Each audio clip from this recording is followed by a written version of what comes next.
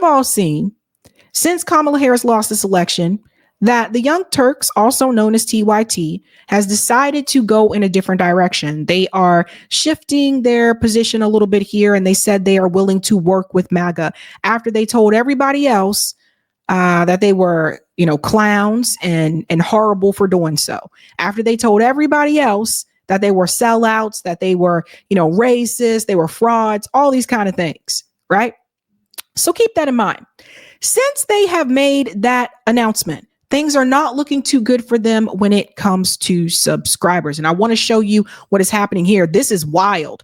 TYT has over 6.07 million subscribers. Now that is a decline. I'm looking at Social Blade here, by the way, if you're wondering which site this is and you like to fancy it yourself. That is a decline from before. Prior to this switch that they made, they were at 6.09 million subscribers. And if we follow me here down to December 11th, that is when things started to change. On December 11th, you will see they lost 10,000 subscribers. And on December 15th, they lost another 10,000 subscribers. So far, they have lost 20,000 subscribers since they have decided to make this pivot. So obviously, their audience is not buying it. And what was really funny, and you're going to get a kick out of this, somehow, Piers Morgan managed to get Cenk Uygur and Dave Rubin on the same panel talking about this particular issue, and words were exchanged. Oh, yes, they were. We're going to get into that. You got to know who Dave Rubin is. Dave Rubin was once a member of TYT. He was one of the commentators on TYT. He made his pivot a little bit sooner. He was on TYT. He was progressive, rah, rah, rah. And then he decided, you know what? I'm being offered more money on the right. And that was when he made his shift. He didn't stay at TYT long. He made that shift rather quickly. And ever since then, TYT has been making this criticism towards other people who are progressives that they feel have moved over to the right. And they called it pulling a Rubin. And that is why I continue to say that at the end of the day, Cenk and Anna really have no room to point fingers at Dave Rubin anymore, because now they're willing to do the same thing they criticized him for doing. Let's get into it, folks. It's pretty heated, but it's very, very, very entertaining. Listen to this. Opportunity that, again, not to make this about Anna specifically, but anyone that's going through a wake up. We know so many people have woken up. I mean, look, for me, I think it was 2016. I did that Why I Left the Left video for PragerU. You want everyone to get there the day you do, but you have to be gracious when people come around one way or another. Yeah. Well, let's bring in my other panel members, because some of them are definitely going on a very interesting journey, including. He did a Why I Left the Left video, and a lot of other people followed him after that. Every time you turned around, it was a Why I Left the Left video from another person. New MAGA enthusiast, Cenk Uygur. I said that deliberately to wind him up.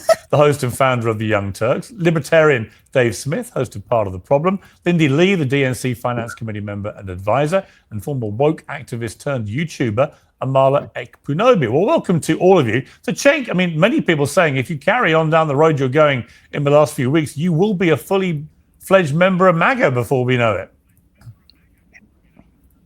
Yeah, there's absolutely no chance of that. And I'm not like Dave Rubin, a giant sellout fraud. Wow. Who changed all of his positions and is totally useless, and it shouldn't even be on here. He's just a waste of space. Wow. He came out swinging, like just immediately. He shouldn't be there. He's a waste of space. I also noticed Cenk is sweating pretty profusely. Like even before this conversation started, I don't know if it was because, oh no, Dave Rubin is here. I don't know. But he just came out swinging like that. He shouldn't be there. He's a waste of space. It just, look, Dave Rubin, I don't take him seriously. Dave Rubin is trying to play the game just like Cenk Uygur is now trying to play that same game. So I don't take any of this like seriously. And some people do. Some people do take it that way. I just see these people trying to move in certain ways so that they can expand their brand and they can get more money. That's just what I see. But Cenk comes out swinging at him immediately. Dave Rubin said nothing to him, but he just comes out swinging because he's getting criticized by people that are progressive, and they're saying that he is now doing what Dave Rubin did, and he has no room to criticize Dave Rubin. Really? After what all Dave said about coming together? Yeah. Yeah, no, got no interest in coming together with utter frauds like Dave Rubin. So, brother, you telling me that when you were on the Young Turks, you were Mr. Progressive and you agreed with us 100%. Now, all of a sudden, you agree with Trump 100%.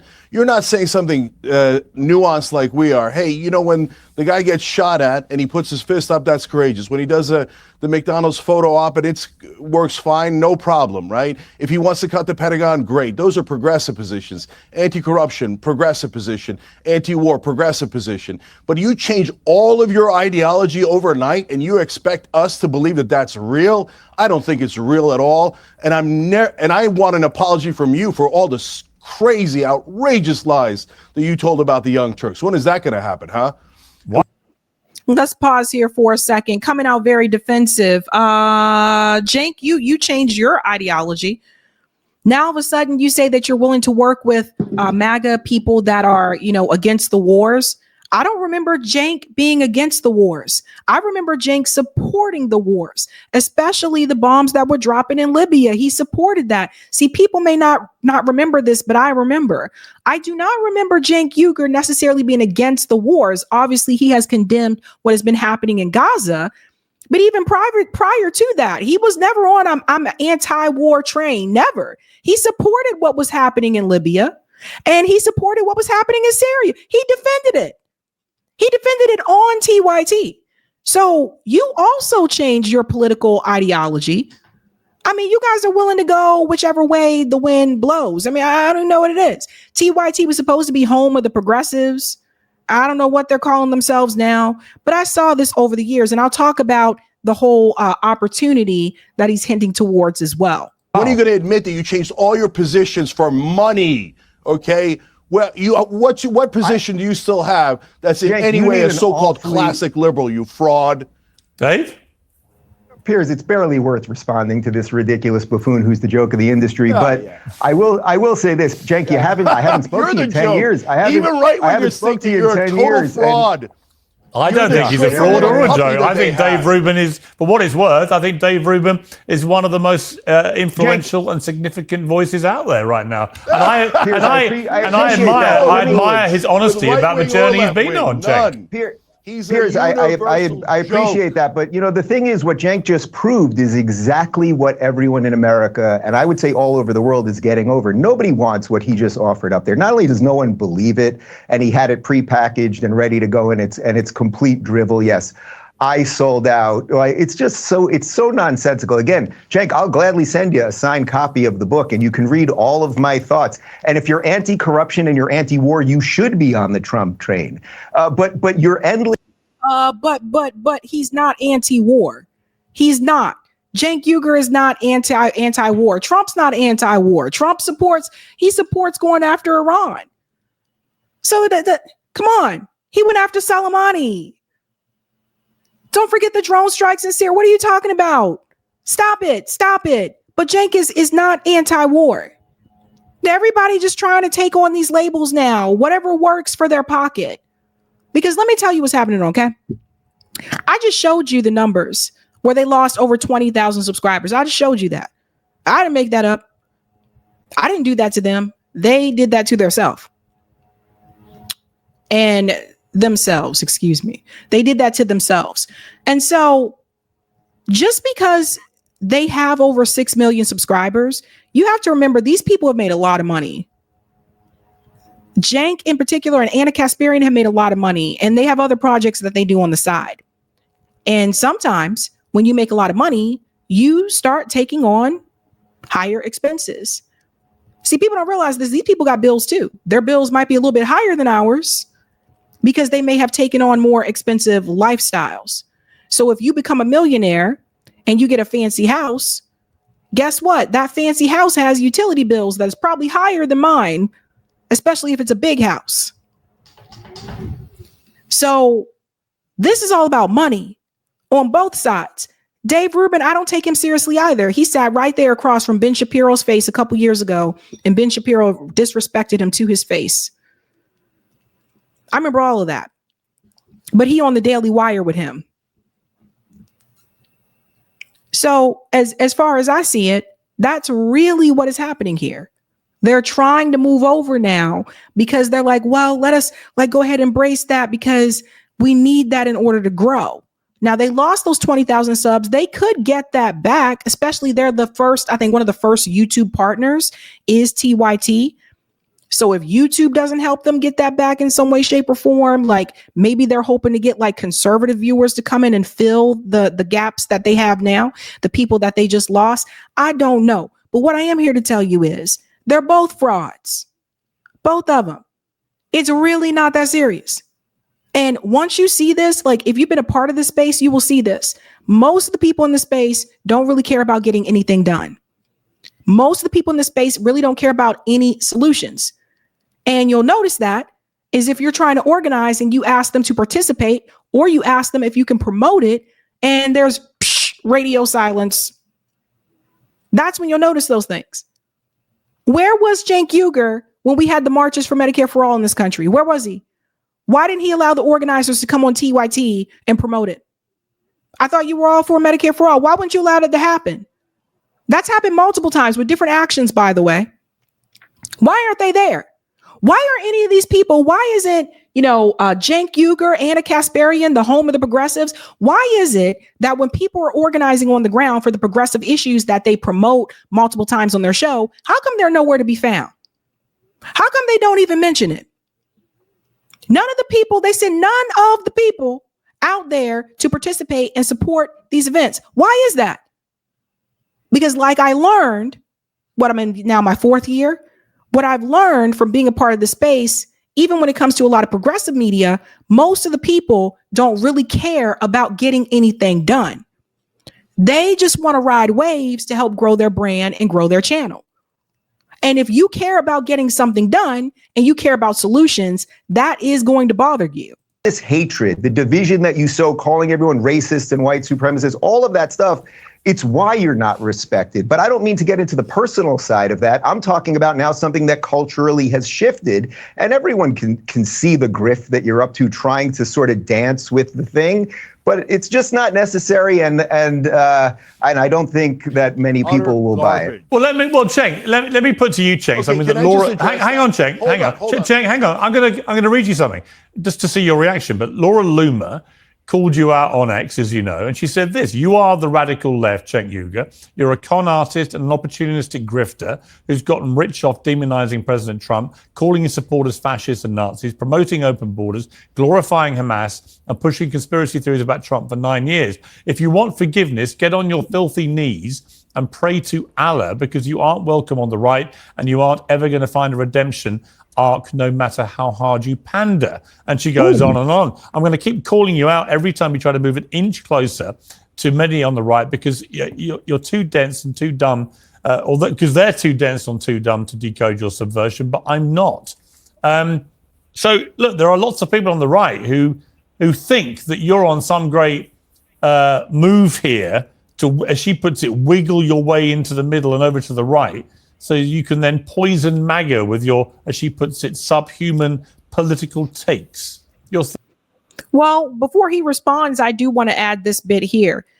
You can't demonize people for years. TYT has been around for a long time. You can't demonize people for years and call them idiots and stupid and, kind of like Hillary Clinton did towards voters as well. You can't do that they've been doing this for years.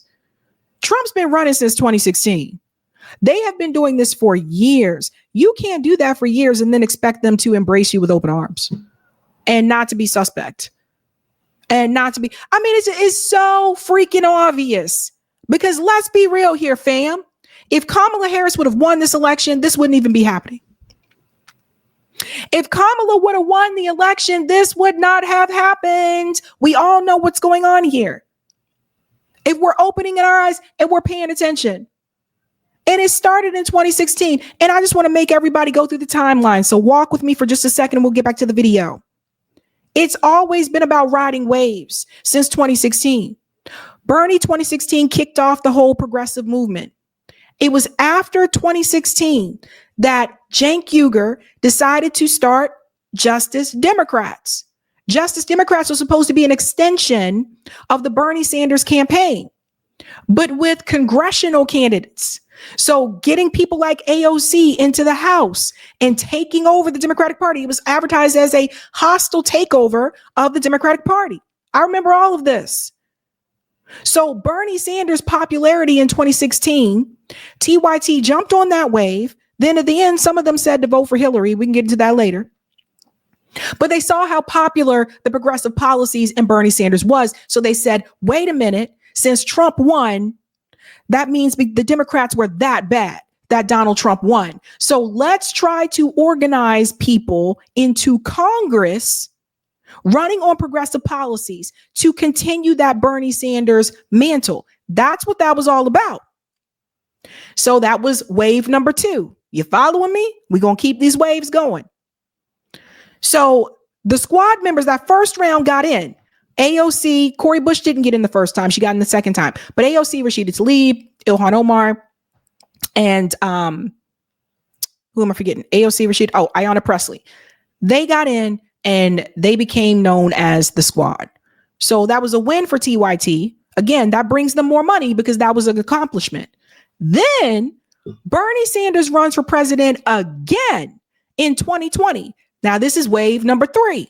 So now they got to ride that wave of another Bernie campaign. A lot of these channels grew during the Bernie campaigns.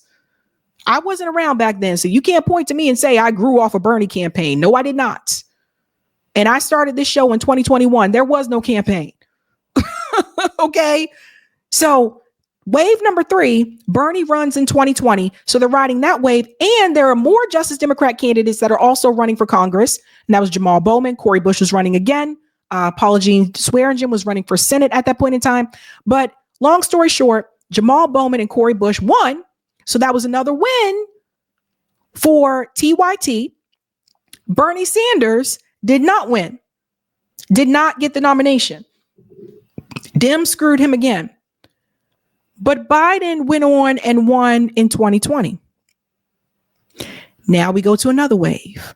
This is wave number 4. And that was the Joe Biden presidency, where I watched TYT multiple times try to capitulate to their viewers that Biden was doing some good progressive things. Like they were really stretching this one. Okay.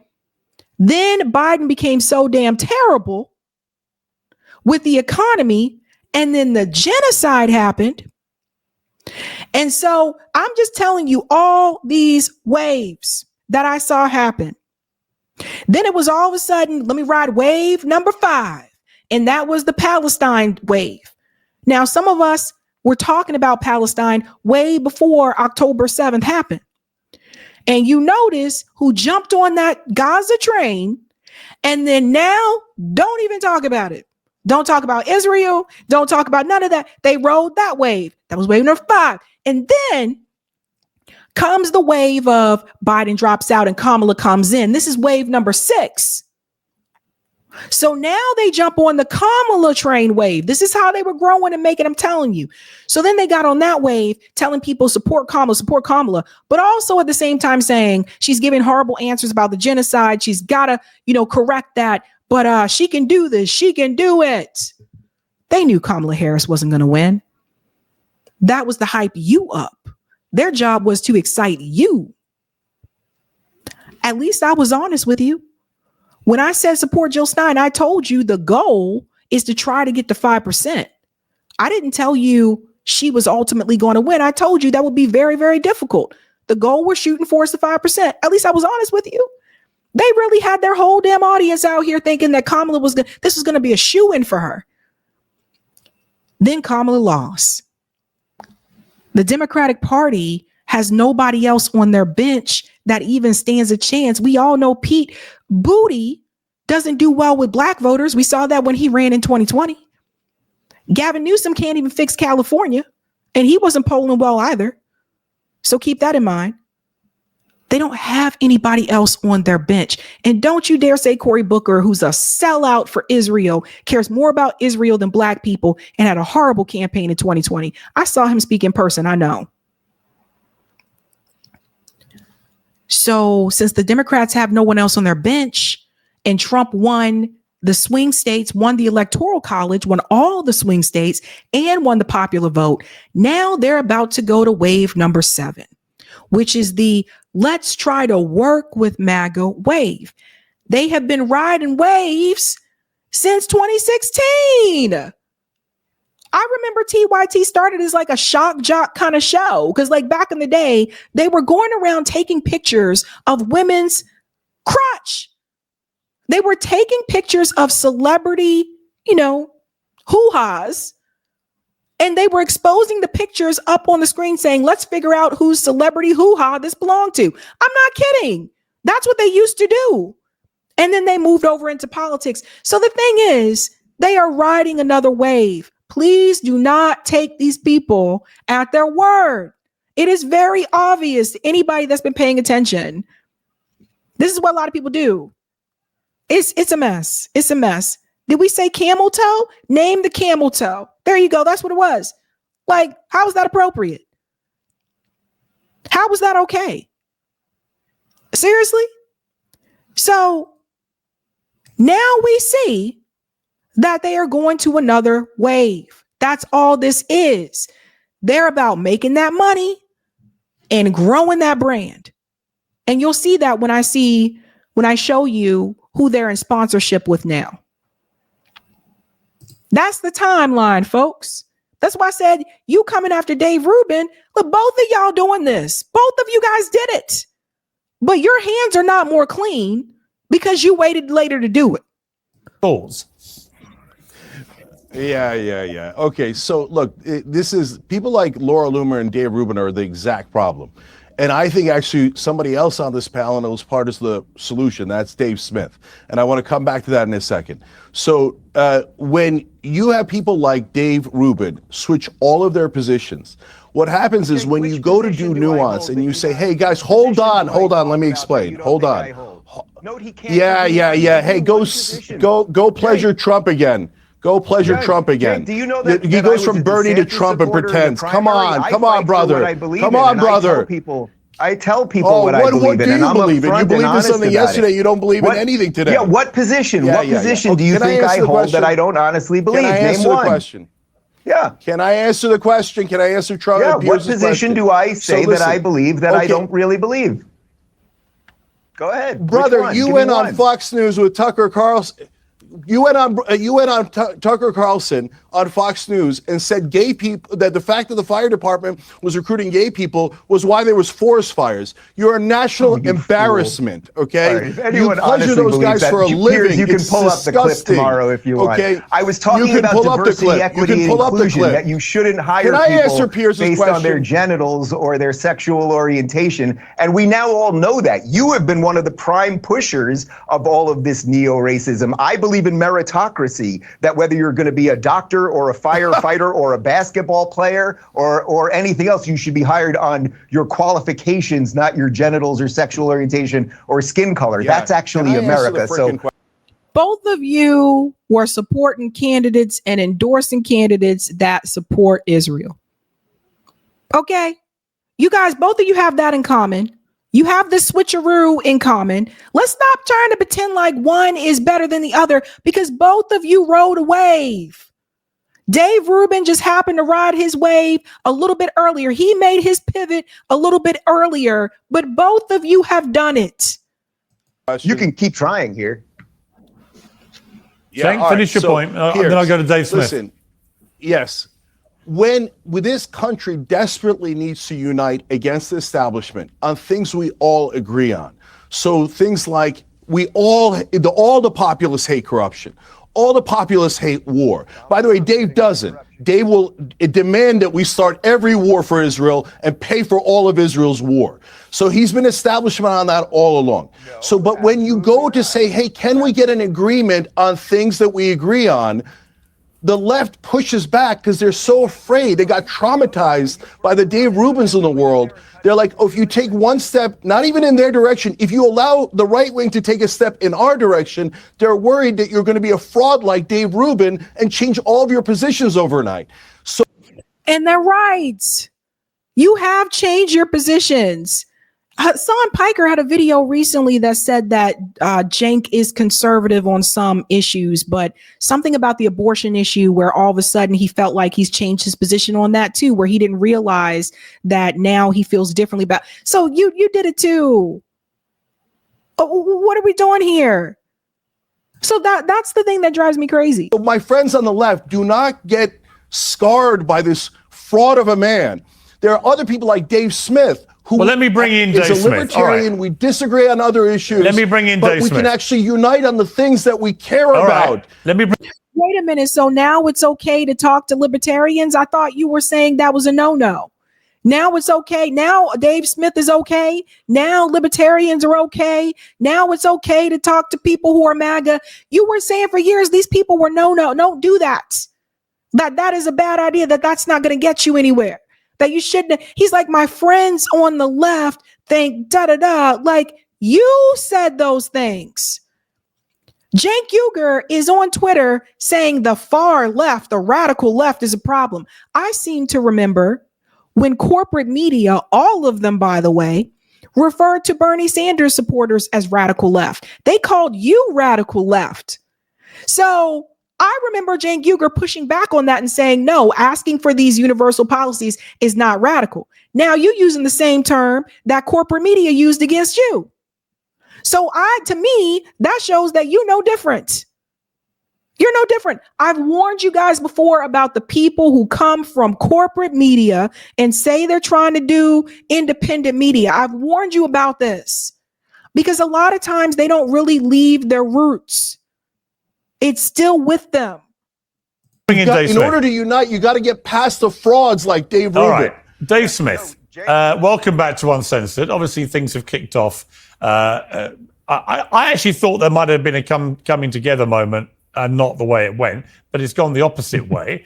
Let's just take what Dave Rubin was saying and then how Cenk responded. But it seems to me that this big tent thing of Trump, I mean, it's very real. His popularity in America has never been higher than it is today. He's got an incredible mandate. The Republicans basically now are in charge of absolutely everything. You've got everyone who formally distanced themselves in 2016 racing down to Mar-a-Lago to kiss the ring and so on. I mean, it's a real opportunity, but it's undeniably an extraordinary coming together of people from all types of political views and so on, isn't it? Yeah, absolutely. And let me just say for the record that I like both Dave and Cenk. So do I. I agree. Cenk did work in a compliment toward me, and Dave, you weren't able to do that, so I'm going to be on Cenk's side on this issue now. Dave, you and I have some differences. I've never gone after you. I like you, absolutely. That's true. I don't look bigger than your guys' like personal beef. I think it's what's going on here is really kind of amazing. Well, okay, but I'm just saying if you zoom out here, I think since this last election, people are focused on this kind of realignment and the new political dynamics in America. But if you look back 8 years ago in 2016, during this election in both major political parties, you had essentially civil wars. I mean, Donald Trump came in and took over the Republican Party against the will of the establishment and the donor class. In 2016, the RNC was floating out the idea of changing the rules, as you remember well, Pierce, all the way up until the convention. They were floating out the idea of trying to steal this thing from Donald Trump. Of course, that same year, the Bernie Sanders movement had to be flat out cheated by the Democratic establishment. So it's not as if these things haven't been building for quite a long time.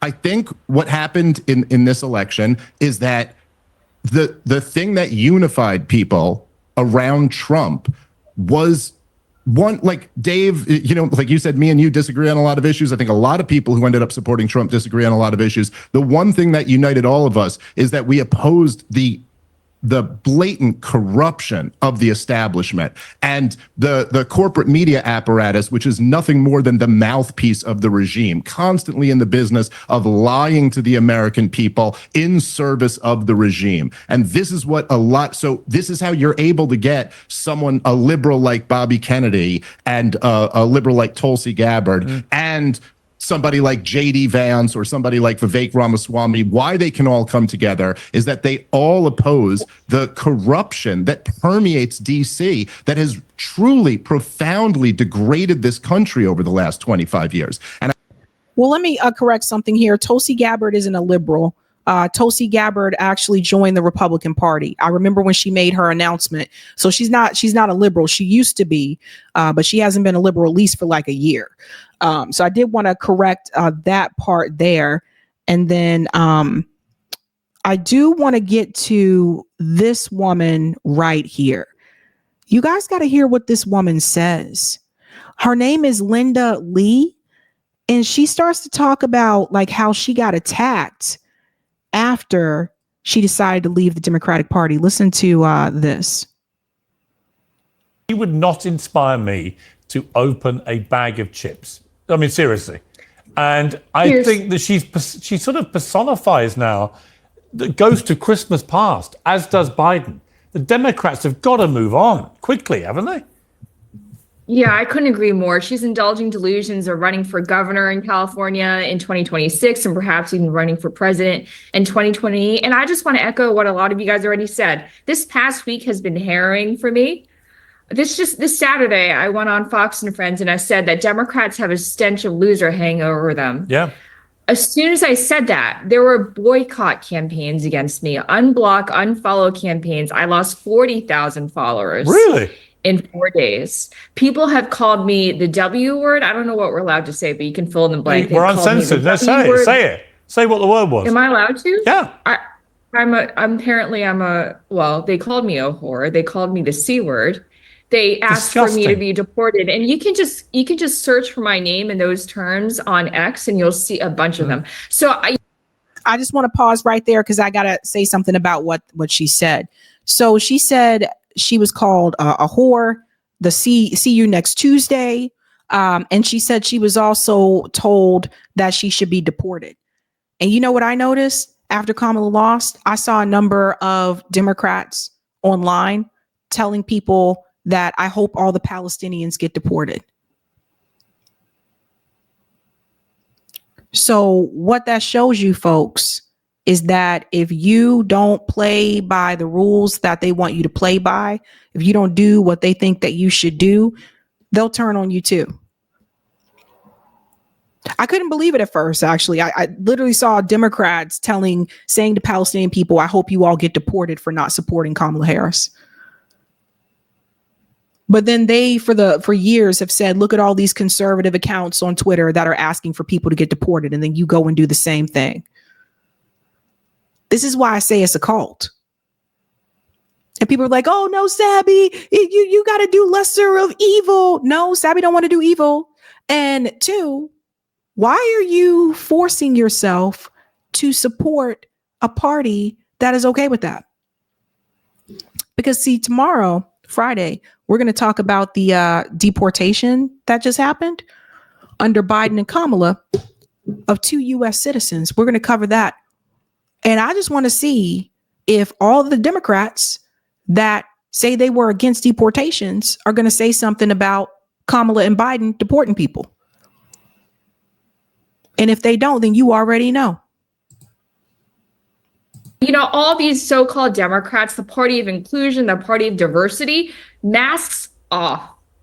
And it's even worse because they pretend to occupy the moral high ground.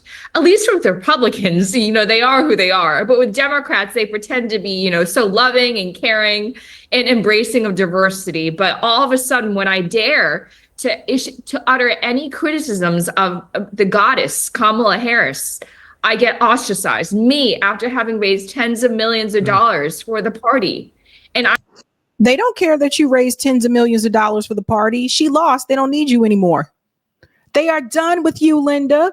I'm being called a grifter when all along, all these years, I've said on TV, I've said to the press, I'm a conservative Democrat. This is not a switch for me. This is just me. This is who I've always been. And also, my donors are pissed. They raised $2.5 billion across Super PAC and the campaign. It's my responsibility. It's my duty of care to ask what the hell happened with that money? Why did we spend it? Why did we spend millions of dollars on 5-star hotels for campaign staffers? Why did we spend $500,000 essentially bribing Al Sharpton moments before he interviewed Kamala? These are legitimate questions, but no, in the cult, you can't ask questions. And leaving the Democratic Party or even questioning the Democratic Party is like leaving a cult. It's terrifying. I told you guys. Now, I don't know a whole lot about this woman, but I know she raised a lot of money for the Democratic Party. And then she had some things to say about them. And apparently a lot of liberals are not happy about that. But Linda, honey, if you would have listened to some of the black voters, you would have known that liberals can be racist too. I've talked about this before on the show. White liberals can be just as racist. They do it in different ways, but they can be just as racist. So this wouldn't have been a surprise to you. But why do I say this is all a part of the plan? Why do I say it's just a gimmick and they're all trying to do these things? Because look at this. Look at who TYT has now for a sponsor. You guys know this? If you go to TYT.com, they now have Polymarket as one of their sponsors. How many people knew this? So you see this? Polymarket, not kidding, right on their website. Now, this is the one that, Polymarket is betting odds. And it said it did determine that or predicted that Trump would win in 2024. But TYT, look, as a sponsor, does Polymarket get to make editorial decisions at TYT? No, they don't get to make editorial decisions. But look at this. As part of this sponsorship, Cenk will be doing some additional content on YouTube Live twice a month. He'll dive into some of the charts on Polymarket. They're super interesting and help us better understand public opinion. So do you guys see this now?